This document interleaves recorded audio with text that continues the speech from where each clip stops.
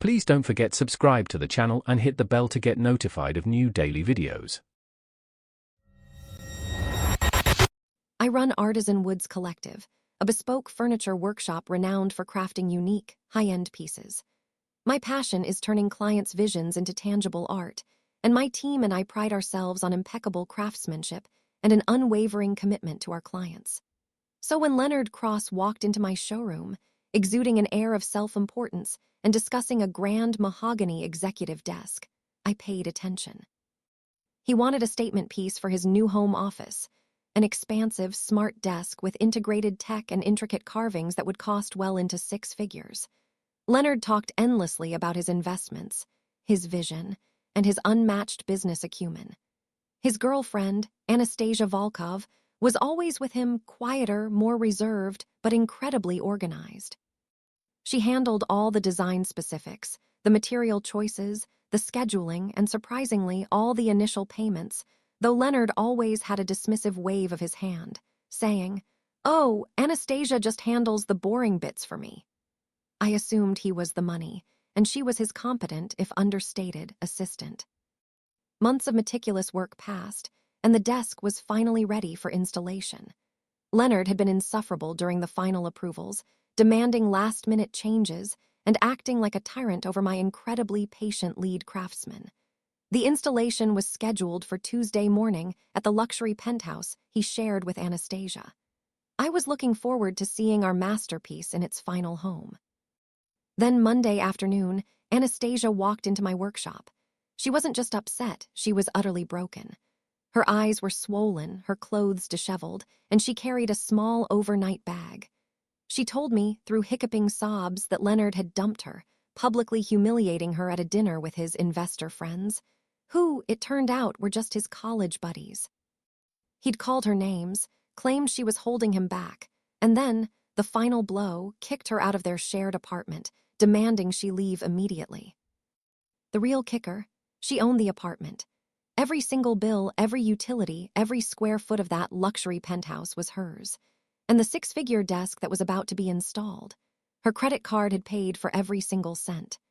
Leonard's investments were a fantasy. He'd been living entirely off her wealth, planning to ditch her once his custom furniture, all paid for by her, was safely in place in her apartment. He thought he'd get rid of her and keep the assets she'd purchased for them. My blood ran cold with quiet fury. I calmly led Anastasia to my private office, offering her water and a moment to compose herself. As she spoke, my mind raced. I pulled up her project file. Every payment from the initial deposit to the final balance showed Anastasia Volkov's card. Leonard's name was on the commission agreement, yes, but only as a recipient of the custom piece, never as the payer. Legally, the desk was hers. "Anastasia," I said, my voice deliberately calm, "I understand this is devastating, but I need you to understand something crucial. This desk, the one we're installing tomorrow, is legally yours. Every payment came from your account. Leonard Cross has no financial claim to it whatsoever." Her eyes, red-rimmed and confused, met mine. "What does that mean?" she whispered. "Means," I continued, a steely resolve settling in me, "that I can redirect its delivery. If you have another property, perhaps one he doesn't know about, or if you'd like us to hold it in climate-controlled storage for you, we can do that. Leonard has no right to it. It is your property, and I will ensure it reaches its rightful owner." A flicker of something, perhaps hope, sparked in her eyes. She told me she owned a smaller, separate condo downtown, a place she kept for herself. Can you send it there?" she asked. "Absolutely," I affirmed. I immediately called my lead installer, diverting the truck carrying the massive desk back to our secured warehouse. Then I dialed Leonard. My installer would go to the penthouse first, just to confirm he was there, and then, crucially, leave. Leonard answered on the second ring, his voice dripping with condescension. "The installation team is late, Mr. Thorne. I expect promptness for this kind of investment," he blustered. "Mr. Cross," I said, maintaining an even tone, "the installation team has been redirected. The mahogany executive desk will not be delivered to your current address." There was a beat of shocked silence, then his voice exploded. "What? You can't do that. That's my desk. I commissioned it." "Mr. Cross," I said, maintaining an even tone, I've just had a very enlightening conversation with Ms. Volkov, the rightful payer for the mahogany executive desk. Since she is the sole financial contributor for this piece, its ownership rests with her. She has instructed us to redirect its delivery. If you wish to claim ownership of this custom piece, you must provide full payment of the six-figure sum immediately. My voice was calm, but the implication was clear: pay up or lose it all. He sputtered, a string of threats and insults about lawsuits and ruin. I listened patiently. You have 30 minutes, Mr. Cross, to arrange a wire transfer for the full amount. If I do not receive confirmation of funds, the desk will be delivered to Ms. Volkov's designated location. He hung up on me, no doubt believing it was a bluff. 30 minutes passed. I called. No answer. Called again. He picked up, screamed into the phone, and hung up.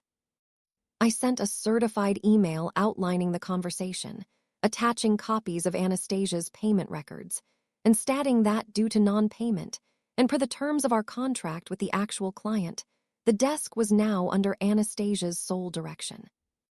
The fallout was swift and satisfying. Leonard, having no financial standing, no apartment Anastasia sold it shortly after, and no high-value desk he'd bragged about, found himself exposed. His investor friends quickly distanced themselves, seeing him for the parasitic fraud he was. He tried to leave scathing reviews online, but I preempted him with factual, documented responses, and my workshop's reputation remained unblemished. Anastasia, though wounded, reclaimed her property and her dignity.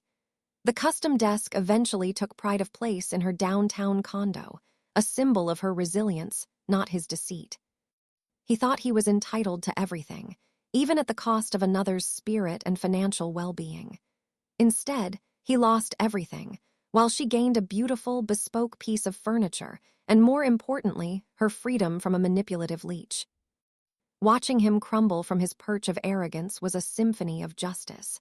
He thought he could exploit and steal, but I made sure he ended up with nothing but the bitter taste of his own failed deception. If you enjoyed this video, please hit the thumbs up button to like it. And please do subscribe to support the channel.